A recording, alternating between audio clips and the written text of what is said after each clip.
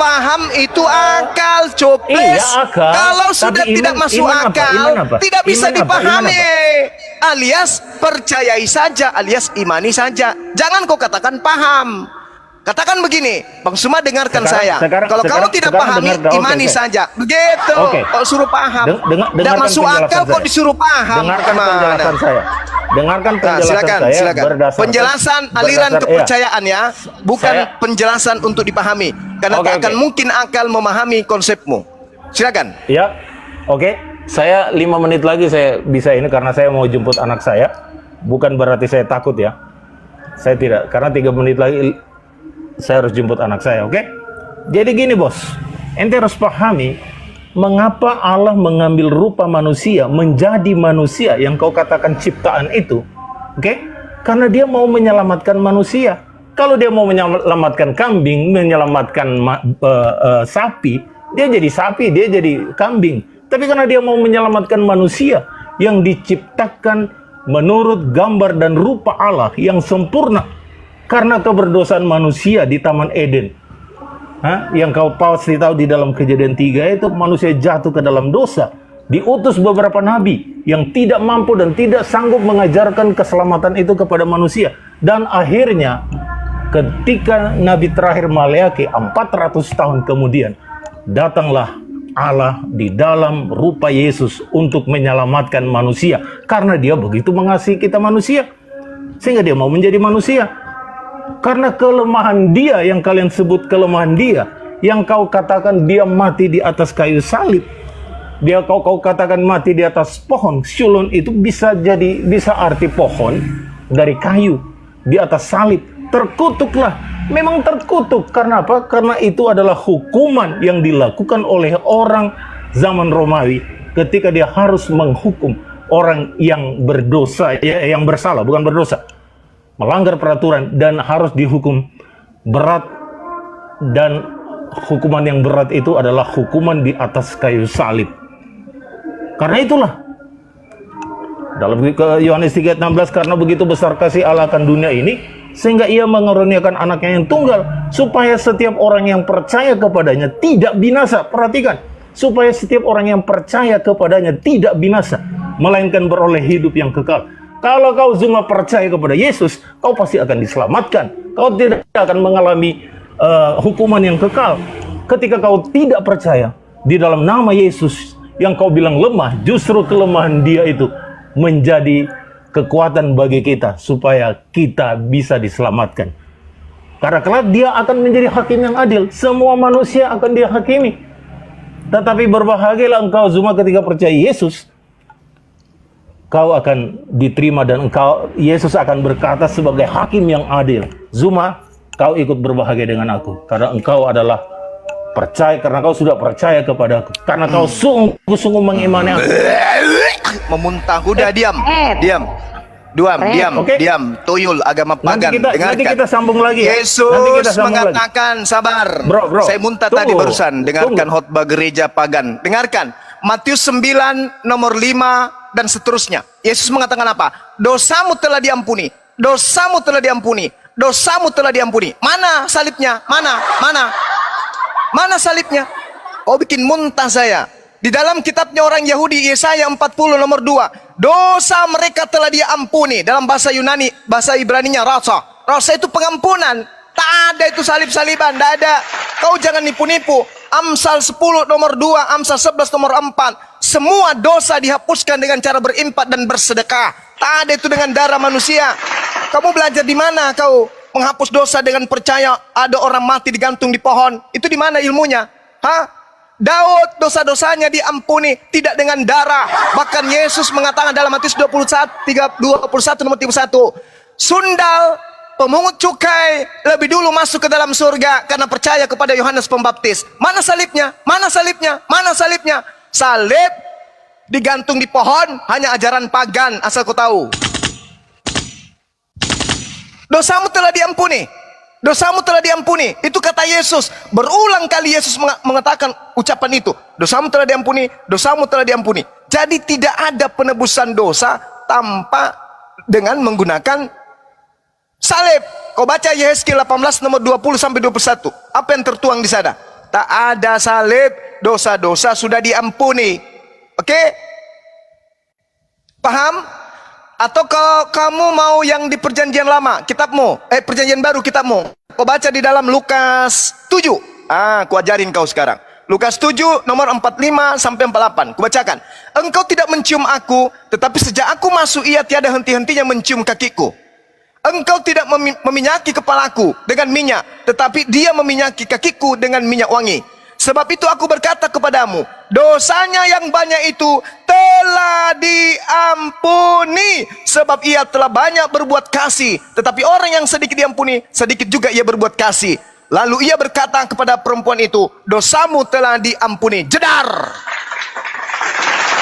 Semua dosanya telah diampuni. Semua dosanya telah diampuni. Semua dosanya telah diampuni. Sebab itu aku berkata kepadamu, aku Yesus berkata kepadamu, dosanya yang banyak itu telah diampuni. Penyaliban belum ada, dosa telah diampuni. Jadi kau bungkus ajaran paganmu, nebus dosa dengan membunuh manusia, bawa kembali ke petikan sana. Bakar di sana, jemur di sana, jangan kau ajarkan di sini. Najis tralala. Orang Yahudi menebus dosa dengan hewan, orang Islam juga berkorban dengan hewan. Tidak ada para nabi mengajarkan menebus dosa dengan darah manusia, kecuali ajaran kucluk. Oke, sudah, kau antar anakmu dulu.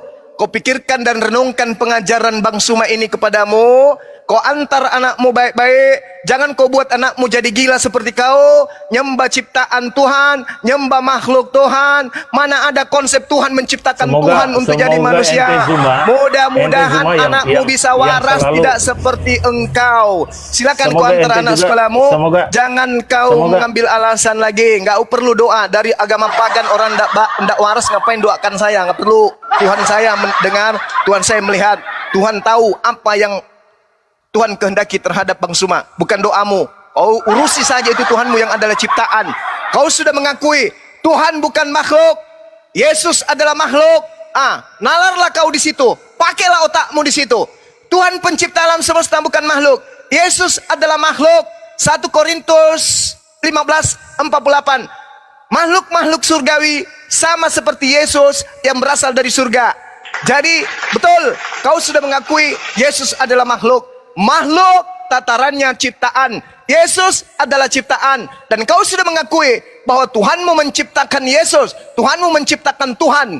Berarti jelas Kristen agama pagan yang berasal dari Roma, yang diajarkan melalui para penjajah. Kesimpulan saya untuk sementara ini, Kristen penyembah ciptaan Tuhan, yaitu Yesus. Baik-baik kau kawannya, jemput anakmu, jangan kau ajari anakmu gila seperti kau. Ajarkan dia menjadi waras. Ini antara ibu-ibu dan ibu-ibu. Saya mau tanya, kenapa saya dikik? Kan saya ngomongin Quran dari. Gak ada yang ngekik. Gak ada yang ngekik. Zuma itu kenapa? Bang Juma gak pandai. Jangan fitnah. Urusan Bang Juma enggak. Kelabakan gitu loh, saya jadi bingung. Enggak, Bang Juma enggak. Gak ada yang ngekik. Saya anggap bahwa Bang Juma ini adalah kitab suci loh, kebenaran. Iya. Kenapa jadi kitab suci ya Bu ya? Ya, kayak siapa ayat yang marahin? Siapa yang marahin Ibu siapa?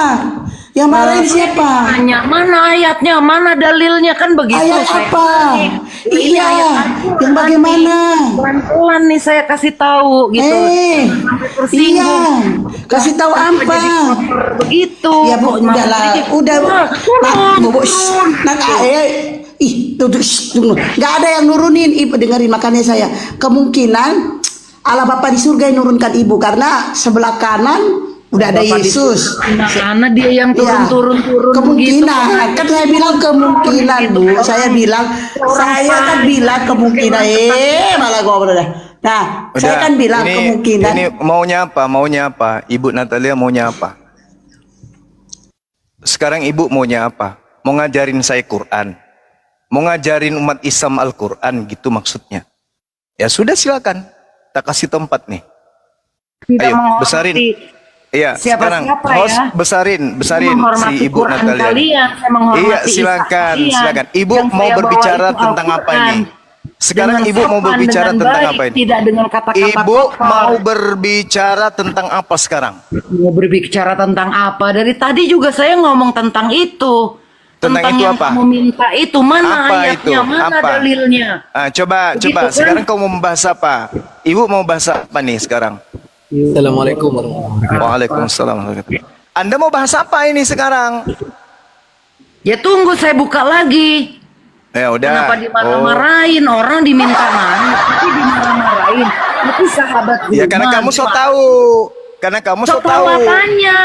Ama, Orang sekarang saya kalau kau tidak so ya, tahu, itu kau mau udah bahas suci. apa? Kalau kau tidak Kok so kamu tahu, malah kau mau bahas framing apa? tentang Itu gitu loh. Sekarang Kenapa kalau kamu framing? tidak so tahu, Itu kau mau tandanya bahas kamu apa? Takut. Saya tidak takut. Gitu loh. Yesus kau bangkitkan dari kubur, saya Kau tidak bangkitkan takut. dari Apalagi kubur, kalau cuma Bapak pemakan yang babi kayak kau. bangkitin. Oke? Apalagi cuma pemakan babi selepel kau. Coba kau tunjukkan apa yang ingin kau tunjukkan sekarang. Silakan. Silakan. Babi apaan kamu? Silakan. Ya kau kan pemakan babi. Boleh gituin. Udah, tunjukkan Kan apa yang ingin kesejahteraan kau semoga jelasin. dilimpahkan kepadaku pada hari aku dilahirkan, pada Itu hari siapa aku itu? meninggal. Itu siapa? Dan pada hari Itu aku siapa dibangkitkan itu? hidup kembali. Ya itu siapa? Yang Itu udah maksud saya jawab tahu. Hai Isa, sesungguhnya Itu aku siapa? menyampaikan kamu. Nah, itu kan dia nggak bisa Pada menjawab akhir kan? ajalku dan mengangkat kamu kepadaku. Ditanya nggak bisa menjawab. Orang Itu siapa? Mengikuti Itu kamu siapa? di atas orang-orang Nah, itu kafir. kan monyet, Ya. turunkan anjing, turun. Kiamat. Turun ya kan anjing, saya baca turun. Al-Quran. Turun binatang, turun. Tidak ada orang Islam bisa kau bodohi, laknat, penyembah manusia. Kau kalau mau diskusi, kau tunjukkan dalil, kau ditanya, itu siapa? Semoga keberkahan dilimpahkan kepadaku pada saat aku lahir, pada saat aku diwafatkan, pada saat aku dibangkitkan hidup kembali. Kau ditanya, itu siapa? Koclok, binatang. Harus kau jawab. Itu Nabi Isa. Terus kalau Nabi Isa kenapa rupanya? Kenapa kalau Nabi Isa? Kami beriman kepada Nabi Isa. Beliau dilahirkan, beliau diwafatkan, beliau dibangkitkan. Kami beriman. Terus masalah dengan kamu itu apa? Lonter? Anak yang lahir dari hasil pencabulan ya kayak gini. Apa masalahnya? Terkemuka di dunia. Terus dia hakim mengadil. Terus dia apa? Dia apa? Ditanya baik-baik, nggak pernah mau berhenti ngomong. Diturunin ngamuk, dibilangi monyet, manjil bagus. Kalau aku bilang kau sama, dibilang kutu babi. Mau ngajarin umat Islam tentang Al-Quran, sementara kau cuma terjemahan. Untung kau tidak dekat saya. Kalau dekat saya, kuludahin matamu, kuludahin. Pas kau lagi ngomong kayak gitu, malu kau kan? Jadi mataku Manusia yang kena, setengah Bang. binatang kok, manusia setengah binatang kok bahas terjemahan Quran. Gak layak kau bahas Al-Quran, terjemahan Al-Quran depan saya. Gak layak. Kau layaknya aku berak, nya taruh di mangkok, habis itu jadikan masker di mukamu. Itu wajar, pantas. Kau nggak pantas bahas terjemahan Quran di hadapan saya. Paham kau, manusia setengah babi? Kau tahu tahu kan saya, kau lagi kasar kan? Orang-orang di kantor saya, kalau saya lagi kayak gini lari semua. Mereka nggak masuk kantor sampai 2 bulan. Kau datang sini pula, jadi kasih kesempatan. Bicara, bahas terjemahan silakan. Tapi giliran kau ditanya, itu siapa? Lah kau jawab lah tuyul. Jangan kau kayak monyet yang rebutan kepala kelapa. Kau ditanya, itu apa? Itu siapa? Oh itu Nabi Isa Bang Suma. Terus Bu, kenapa dengan Nabi Isa? Oh dia itu terkemuka. Ya terus kalau terkemuka kenapa rupanya? Oh dia itu ternyata Tuhan Bang. Ya sudah kau tuhankanlah itu manusia. Tapi kamu nggak mau berdiskusi, manusia setengah anjing. Susah kau itu. Ya, manusia yang lahir dari tempat pelacuran, nah itulah kayak gitu otakmu. Gak ditahu siapa bapakmu. Bahkan usia 10 tahun, 20 tahun, 30 tahun, sampai usiamu sekarang 50 tahun, kau belum tahu siapa makmu. Manusia yang berjalan keluar dari tong sampah, itulah kau. Ditanya, itu siapa?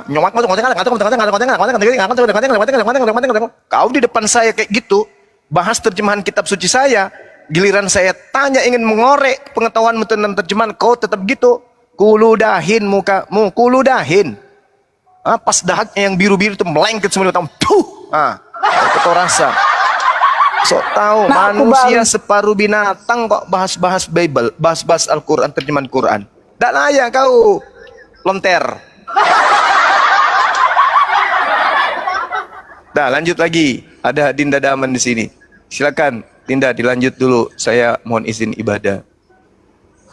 Yang kau coba-coba lagi ulang kayak gitu ya. Manusia separuh babi. Jangan kau naik-naik di komal ini. Kau bahas-bahas terjemahan Al-Quran. Begitu kau ditanya, kau tidak mau berhenti bicara. Ya, manusia separuh babi, kau dengar itu.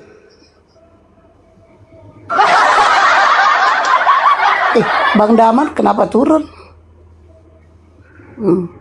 Mungkin beliau bukan aslinya kali. Bang Juma, Atau lagi di. Bang Ya. Juma ngomong kayak gini, kayak ngomong ke arahku. Mudah-mudahan enggak ya Bang ya? Sama, yang merasa. Astagfirullahaladzim. Saya nggak suka kalau ada orang bahas-bahas terjemahan Al-Quran, sok tahu, ditanya nggak mau berhenti, nggak suka saya. Mending kau bertanya Bible ke Bang Zuma gitu loh, daripada kau nyerocos, tidak tahu apa yang kau baca, Iya, Mas. kau nggak paham. Masalahnya pas abang meludah kena aku, jadi aku mataku yang kena. Buka aku dulu. Syukurin, kena tetan. Oke Halo Bang lanjut. Morgan, apa yang ingin disampaikan Bang? Nggak banyak sih Bang, saya mau nanya aja. Nanyanya ke siapa? Ke Bunda Hesti? Ke siapa? Tokoh Abraham dengan Ibrahim, Yesus dengan Isa, itu apa sama? Apa dua tokoh yang berbeda? Apa tokoh yang berbeda? Kalau sama, kira-kira kenapa apa ceritanya bisa berbeda gitu? Makasih.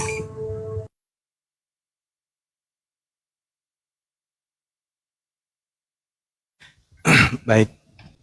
Bismillahirrahmanirrahim. Jadi kalau berbicara mengenai tokoh, kita lihat dulu sumber pemberitaannya itu dari mana. Yang umat Islam gunakan selama ini terkait dengan Nabi Ibrahim tentulah Al-Quran. Al-Quran, hadits. Ya, sedangkan yang saudara Kristen gunakan ini adalah Bible yang berasal dari Barat, yang sama sekali tidak ada hubungannya dengan Abraham dan keturunannya. Sedangkan Al-Quran kami imani sebagai wahyu dari langit yang maha menyaksikan tentang keadaan yang terjadi terhadap Nabi Ibrahim, terhadap nabinya yang datang di tengah-tengah Bani Israel lahir tanpa ayah. Itulah yang mewahyukan Al-Quran. Ya, jadi Allah yang maha menyaksikan keadaan yang sesungguhnya tanpa penuturan saksi-saksi selain daripada dirinya, mewahyukan kepada baginda Rasul Muhammad sallallahu alaihi wasallam untuk dia sampaikan kepada seluruh umat manusia. Sedangkan informasi yang kedua dari Bible, yaitu adalah informasi yang dikumpulkan oleh orang-orang yang tidak dikenali siapa mereka. Dan untuk mengetahui legalitas kebenaran informasinya juga, kita tidak tahu kita mau menanyakan kepada siapa. Sedangkan Bible setiap saat direvisi, dan direvisi. Jadi Bible dituliskan berdasarkan atas banyak saksi, tapi tidak ada satupun nama yang diketahui siapa saksi itu. Al-Quran diwahyukan tanpa kesaksian manusia selain daripada baginda Rasul Muhammad SAW, tetapi yang mendatangkan itu adalah yang maha menyaksikan, yaitu Allah Subhanahu wa Ta'ala. Seperti itu Bang, silakan. Iya Bang, karena saya lihat kan beda. Kayak di kita orang Israel ya, kalau saya baca di Google ya, di Torah itu nama Bapak Abraham itu Terah namanya. Itu juga di Bible, Terah namanya. Peristiwa hidupnya juga ada diceritakan, di Google juga bisa kita cek. Sementara kalau Ibrahim, nama bapaknya Asar. Asar ini mempunyai keturunan juga tidak sama dengan yang dituliskan di Bible maupun di Google ataupun di Torah ini. Orang Israel gitu, anak-anaknya siapa namanya. Terus perkiraan lahirnya juga kalau Tera kan dijelaskan kapan hidup anaknya Abraham, siapa lagi itu ada 3 anaknya. Lahirnya Abraham perkiranya juga ada tahunnya, dia hidup tahun berapa. Jadi itu Bang, sama lagi dengan Isa. Isa kan kalau di Kristen kan ya pengakuan Imam Rasuli kan selalu disebutkan bahwa Isa meninggal di zaman pemerintahan Pontius Pilatus. Itu seluruh dunia lah orang Kristen ngomong itu setiap hari Minggu. Kalau di Google juga kan disebutkan lahir di kaisar siapa, waktu itu memerintah, sampai gubernurnya, sampai bupatinya ada ditulis. Meninggalnya juga seperti itu, gubernurnya waktu itu siapa. Terus yang menyaksikan itu siapa waktu meninggal. Ada dituliskan nama-namanya. Kalau di Quran kan yang katanya bukan meninggal tapi diserupakan. Yang diserupakan itu namanya siapa nggak ditulis dengan jelas gitu loh Pak. Terus perkiraan meninggalnya itu kapan, tahunnya, kehidupannya seperti apa. Terus apa sampai sekarang ada nggak ajaran yang ditinggalkan Isa itu? Kira-kira apa yang ditinggalkan yang sampai sekarang kan pastinya ada penganutnya lah gitu. Bahkan kalau kita lihat di Google, itu kan berapa jenis agama di dunia ini kan banyak Bang. Sampai penganut-penganut kepercayaan juga masih banyak di luar negeri sana, bahkan di Indonesia gitu. Artinya ketika warisan itu ada, pasti ada pertinggalnya. Kalau itu orang Kristen kan bilang bahwa Yesus dulu ada hidup. Ya ajarannya inilah yang kami pegang sekarang gitu. Kalau Isa itu ya mungkin adalah pengikutnya, meskipun dia minoritas, sekarang minoritas paling kecil gitu. Kalau dia membuktikan waktu itu masih ada hidup gitu. Gitu loh Bang. Jadi artinya kita mau melihat tokoh yang hidup waktu itu mana yang benar. Apa Abraham, apa Ibrahim, apa Isa, apa Yesus gitu loh Bang. Itu aja sih Bang. Makasih. Ya, Aneh banget. Lanjut, Bang Juan. ya sedikit deh. Ini sederhana loh sebenarnya. Sederhana sekali untuk mengetahui benar tidaknya. Kalau Al-Quran itu kan sudah sangat jelas pemahaman kami sebagai umat Islam. Dikatakan oleh Al-Quran, Bismillahirrahmanirrahim, madallah sahibukum wa ma gawa. Kawanmu Nabi Muhammad tidak sesat, tidak keliru. Wa ma yantiqu anil hawa, dan tidaklah yang diucapkan itu yaitu Al-Quran menurut hawa nafsunya, keinginannya. In huwa illa wahyu yuha. Tidak lain Al-Quran itu adalah wahyu yang diwahyukan kepadanya. Allamahu syadidul quwa. Jadi beliau diajarkan oleh malaikat Roh Kudus yang sangat kuat. Itu Quran. Itu Quran, itu final. Apapun yang termaktub di dalamnya tentang Nabi Ibrahim, tentang Nabi Isa, ya kami imani, kan itu bersumber dari yang maha mengetahui. Tak ada yang bisa mengalahkan itu. Sekarang sumber Anda Google, sumber Anda Bible. Nabi Musa dengan Google jaraknya berapa tahun? Nabi Musa jaraknya kepada pengarang-pengarang Bible itu jaraknya berapa tahun? Siapa saksi kemudian dari Bible? Misalnya yang bertemu langsung dengan Yesus, Lukas kagak, penulis Markus tidak, penulis Yohanes juga tidak, penulis Matius juga kagak. Lalu kemudian Paulus kapan bertemu dengan Yesus? Kagak juga. Jadi dasar Anda itu lemah. Anda mengatakan bagana, bagono, bagine, bagono, tapi faktanya siapa saksi? Kan kitab Anda bukan pewahyuan. Kitab Anda dituliskan dari hasil penyelidikan, saduran, fotokopi, paste, lalu kemudian revisi dan revisi. Coba siapa yang jadi saksi atas tulisan itu? Tak ada. Kalau Al-Quran jelas, in huwa illa wahyu yuha. Al-Quran adalah wahyu yang diwahyukan. Tidak butuh saksi. Baginda Rasul Muhammad SAW tidak mengambil kitabnya Yahudi, menyelidiki, menyusun, merancang, merevisi, mengedit, lalu membuat redaksi baru. Tak ada. Al-Quran seketika dari Allah. Tinggal sekarang pembenarannya kita buktikan kebenarannya. Nah sekarang kalau Anda punya kitab sumbernya dari hasil penyelidikan, acuannya apa? Anda mengatakan sejarah yang mana? Orang Yahudi tidak beriman kepada Yesus, orang Yahudi tidak beriman kepada perjanjian baru, lalu bahkan orang Yahudi tidak beriman kepada perjanjian lama. Lalu apa yang jadi acuan? Ya saksi-saksi. Siapa saksinya? Sebutkan coba nama, siapa saksinya? Ketika Yesus disunat, siapa yang melihat dia disunat? Ada? Nggak ada. Ketika Yesus kemudian menerima firman, siapa jadi saksinya? Ada? Nggak ada. Siapa yang melihat Lukas bertemu Yesus? Ada? Nggak ada. Siapa yang pernah melihat Yesus bertemu Paulus? Ada? Nggak ada.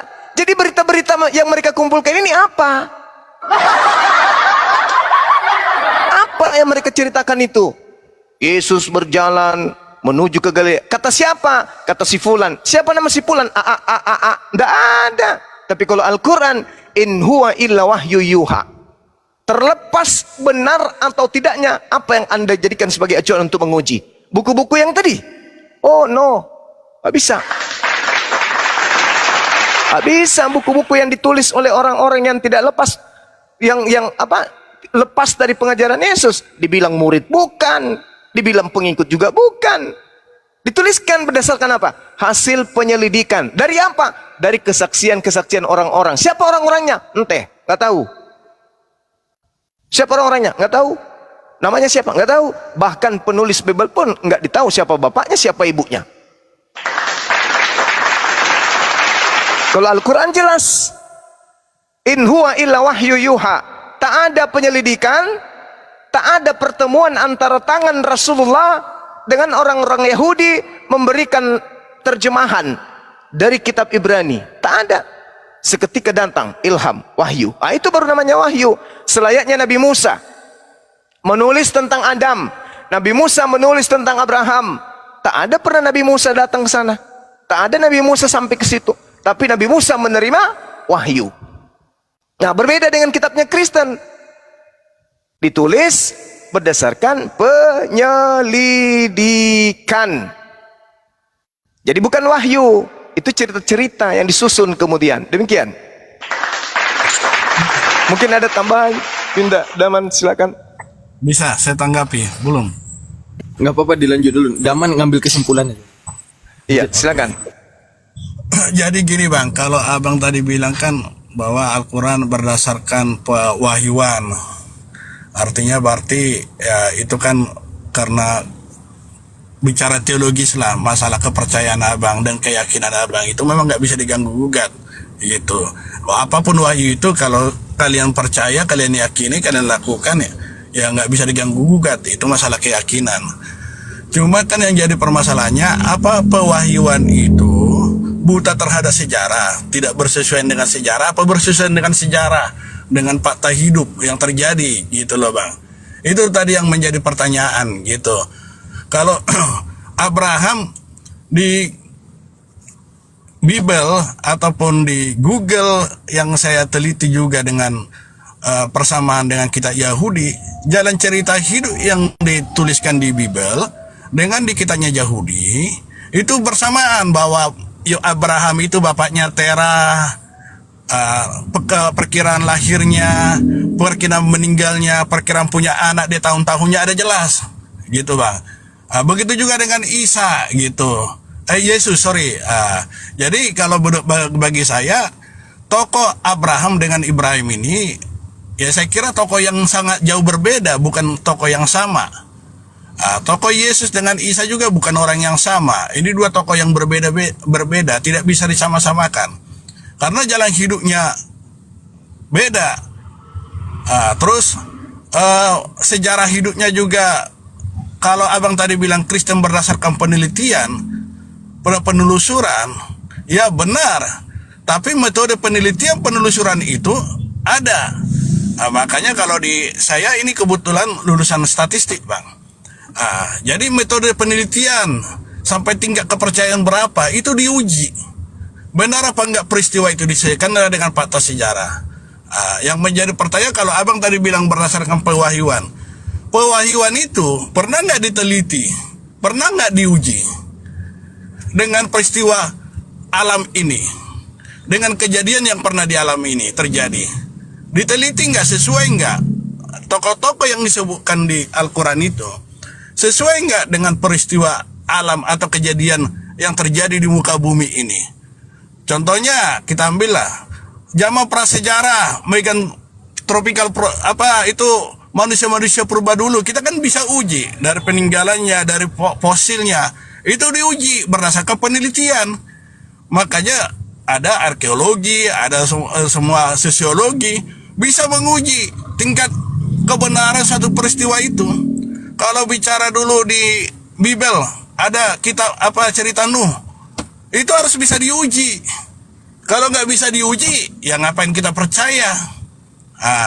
Sama dengan umpamanya di Bible tuh. Kalau yang di Bible itu tidak bisa diuji kebenarannya dengan tokoh-tokohnya itu, atau minimal mendekati dengan tingkat errornya berapa, ya itu nggak. Ya saya juga susah percayanya. Tapi yang namanya pewahyuan, ya memang kadang ya kalau perintah lah, kayak di Bible itu kan, atau di kitab suci lah, semua kitab suci hanya 3 bagian sebenarnya. Ada cerita tokoh-tokoh, itu nabi-nabi, rasul-rasul. Terus yang kedua bagian larangan.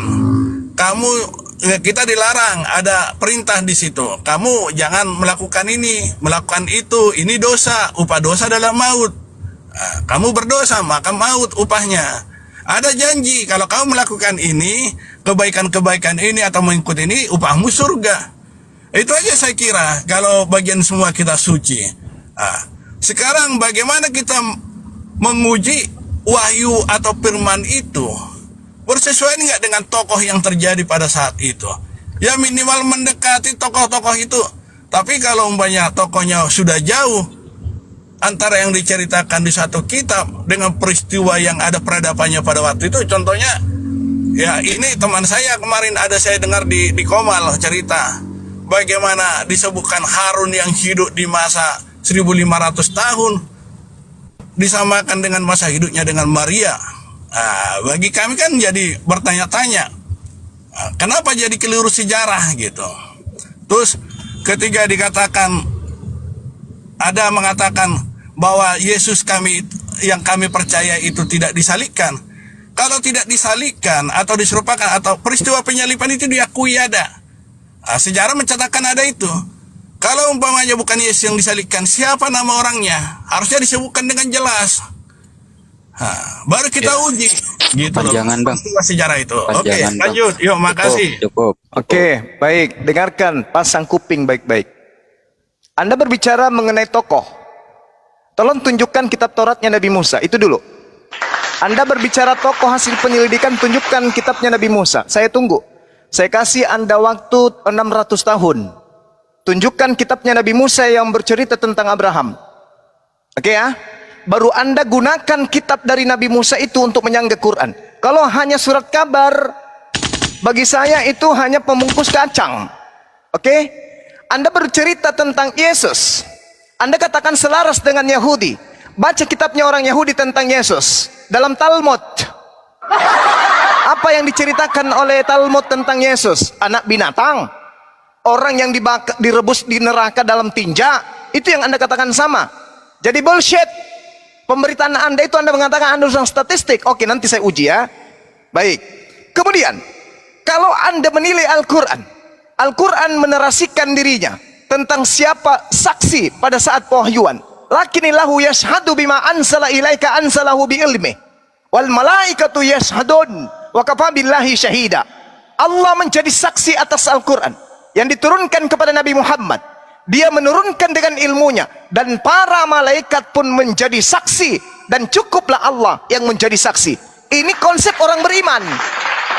Kau tunjukkan sekarang siapa saksinya. Kemudian Musa menyerahkan kitab itu kepada gereja. Mencret. statistik dari jadi nol, jadi bullshit. Kemudian Al-Quran menceritakan di dalam ketegasannya kemudian terkait kebenaran Al-Quran. Kul kafa billahi syahida baini wa bainakum innahu kana bi ibadi khabiram basira. Katakan wahai Nabi Muhammad, cukuplah Allah yang menjadi saksi antara aku dan kamu sekalian. Sungguh Allah maha mengetahui, maha melihat akan seluruh hamba-hambanya. Itu data. Nah sekarang ketika Yesus berkata, segala firman yang engkau berikan kepadaku, Yesus menerima firman. Tunjuk satu manusia yang menjadi saksi ketika Yesus menerima firman. Satu aja. Di antara banyak pengarang Bible, tunjukkan siapa di antara mereka yang menjadi saksi ketika kemudian Tuhan berfirman kepada Yesus. Ada? Bullshit. Bungkus sarjana statistik Anda itu, bawa ke kebun. Kemudian berbicara mengenai kebenaran. Kita uji sekarang. Kita uji.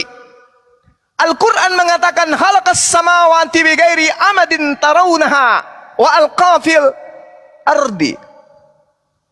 Allah menciptakan langit tanpa tiang. Ini Al-Quran. Bible yang kau imani, yang saudara imani berdasarkan hasil wartawan Ayub 26 nomor 11. Tiang-tiang langit bergoyang-goyang. Sarjana statistik, saya minta uraian Anda pertanggungjawabkan kebenaran surat yang Anda imani sekarang. Tolong tunjukkan disiplin ilmu mana di atas muka bumi ini yang pernah menunjukkan tiang langit. Bungkus, Abraham Anda ceritakan, Nabi Musa Anda ceritakan, Yesus Anda ceritakan, dia manusia. Tapi yang berbicara tiang langit, itu kapanpun bisa dibuktikan ada atau tidak adanya. Sekarang, Al-Quran mengatakan, langit tidak bertiang. Halaqas samawati bighairi amadin tarawunaha. Allah menciptakan langit tanpa tiang. Kata Al-Quran. Kata kitab Anda, tiang langit bergoyang-goyang. Tolong, ini tahun 2024. Siapa di antara Anda yang punya strata pendidikan profesor yang pernah menunjukkan tiang langit untuk mengetahui kevalidan sebuah informasi sah atau tidak? Itu yang terakhir. Kemudian saya menginginkan Anda menjelaskan kebenaran daripada kitab saudara berdasarkan satu, Markus dituliskan tahun 64. Matius dituliskan kira-kira tahun 1130. Ada yang mengatakan tahun 80. Petrus dituliskan tahun 65 Masehi. Bahkan ada yang mengatakan ditulis tahun 81 sampai 96 Masehi. Yohanes dituliskan antara tahun 40 sampai 140 Masehi. Lukas dituliskan antara tahun 80, ada yang mengatakan tahun 62. Dan kisah para rasul tidak diketahui kapan ditulis. Kitab Wahyu dituliskan tahun 90 sampai tahun 96. Tolong Anda tunjukkan kepada saya mata rantai pembawa kabar gembira, pembawa kabar berita dari Yesus sampai ke Pulau Patmos. Siapa orangnya? Sebutkan 3 tingkatan saja. Yesus menyampaikan ke Baco, Baco menyampaikan ke Lai, Lai menyampaikan ke Marta, Marta menyampaikan ke. Tolong tunjukkan 3 nama saja. Silakan. Juma ini kalau ngomong kayak udah mau putus uras sarafnya. Terlagi kamu jangan stres. Malu ya? Malu ya? Makanya tadi kita Malu ya? Malu ya? Silakan Anda pilih. Silakan Anda pilih dari materi yang saya sajikan, yang mana yang bisa Anda jawab. gantian. Oke? Kamu tadi kan udah lama ngomong. Oke, apakah Nabi Musa menyampaikan kepada siapa? Atau Yesus dan Talmud dan kitabnya Kristen? Atau Anda tunjukkan penulis Bible? Atau Anda tunjukkan kebenaran yang langit? Pilih yang Anda bisa kuasai, silakan. Selesai. Juma, kalau mau diskusi, Nggak usah nyerang pribadi, Tuyul. Nggak usah. Tukang tahayul. Nggak perlu. Kau jawab aja tuh tantangan saya tuh. Kristenmu itu apalah. Sabar bang, ini ujian bang. Tunjukkan ada yang mana yang bisa kau jawab. Pilih yang paling mudah. Ya, Apakah langit jadi- bertiang atau Sa- tidak bertiang kamu atau dulu. yang mana? Silakan. Biar saya bahas ya. Kamu tadi tanya masalah kitab Musa. Mana aja kitab Musa? Mana yang ditinggalkan? Kitab Musa, kitab Taurat itu kejadian keluaran imamat. Dari mana Anda tahu? Dari mana Anda tahu? Setelah lepas dari Musa sampai kemana kitab Terus itu? kamu bilang tadi dalam Talmud. Enggak. Nabi Kan ada Musa Nabi selepas selanjutnya, dia ada tinggalkan, Yeremia, ada Yesaya. sebelum dia meninggalkan dunia, Nabi Musa menyerahkan kitabnya kepada siapa? Sebut nama. Kan ada nabi-nabi selanjutnya yang pewarisnya. Udah? Dia sebutkan Nabi Musa meninggalkan Taurat, dipindah tangankan kepada siapa? Sebut nama. Ya. Oh, ya. Mana ada mana saya tahu dipindahkan sama siapa? Kamu diam dulu. Kamu tadi menjelaskan saya nggak ada bantas sedikit Itu pun. cara bicara monyet. Itu cara monyet bicara. Saya tanya, Nabi Musa selepas dia meninggalkan Taurat, dia serahkan Anjing kepada kau oknum Muhammad tukang bernama siapa? kawin. Ya kawin Muhammad turun ayat. Emosi,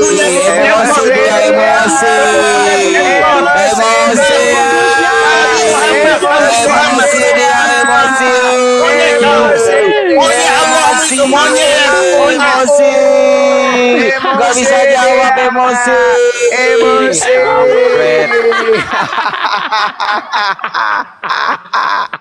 Bunuh diri bentar dia tuh. Teman-teman dengar kabar, ada orang selepas diskusi bertanya ke Bang Suma meninggal dengan cara membunuh diri, menggantung diri.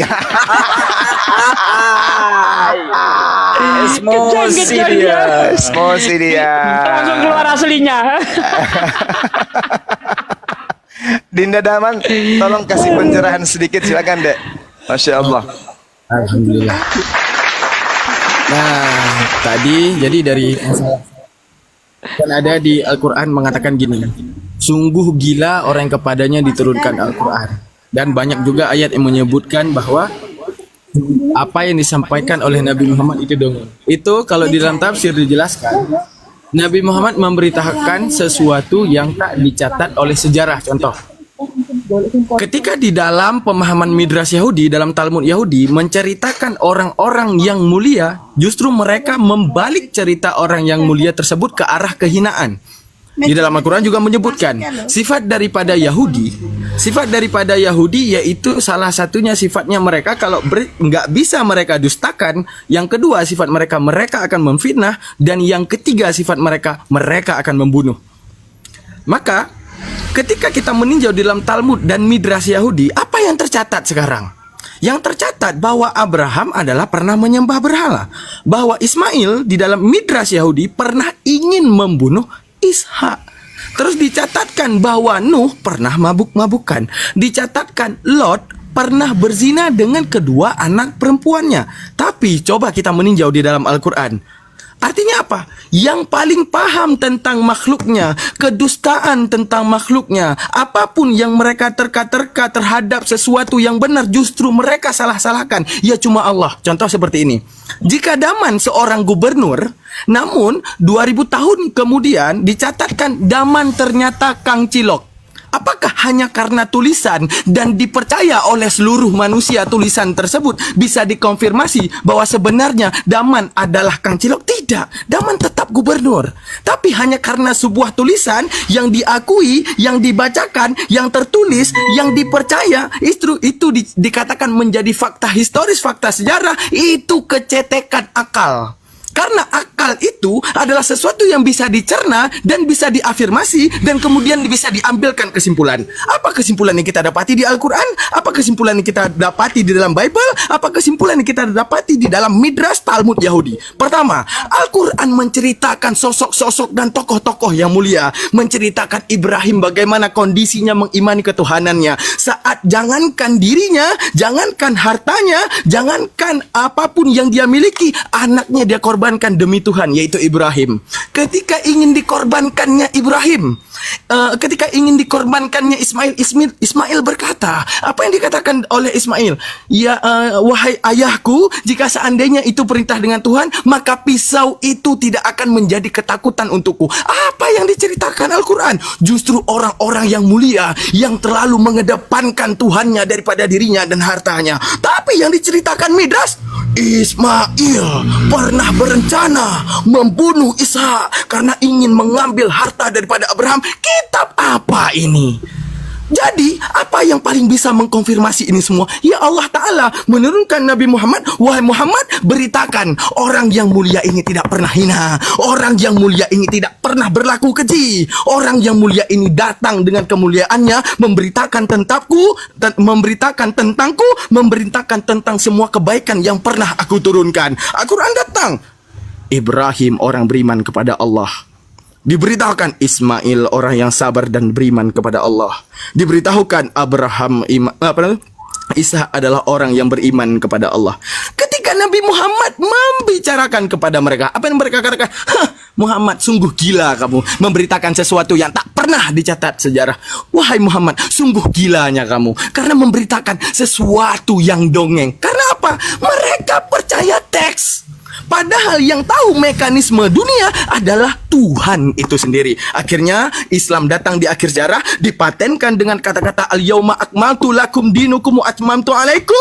Ketika dipatenkan dan ditandatangani oleh Allah, ternyata agama telah sempurna, sudah fix nabinya, sudah fix Tuhannya, sudah fix kitabnya, memberitakan, mengangkat kembali derajat-derajat orang yang mulia. Di dalam kitab Imamat menceritakan perempuan itu dipandang sangat hina apabila dia mengeluarkan lelehan. Apa yang terjadi? Dia dinajiskan. Tapi Nabi Muhammad datang setelah zaman fatarah tersebut menyatakan bahwa perempuan tidak sehina itu. Angkat derajat perempuan lagi. Ketika perbudakan di sana diperjualbelikan, perbudakan di dalam kitab-kitab terdahulu dipandang bagaikan binatang, Islam datang menubuatkan tentang adanya budak mukhatab, budak mudabbar, budak-budak umuwalat. Tujuannya apa? Kemerdekaan manusia tidak lagi dipandang budak. Tepuk tangannya kita di tahun 2024, perbudakan selesai. Karena apa? Satu tokoh Nabiullah Muhammad sallallahu alaihi wasallam.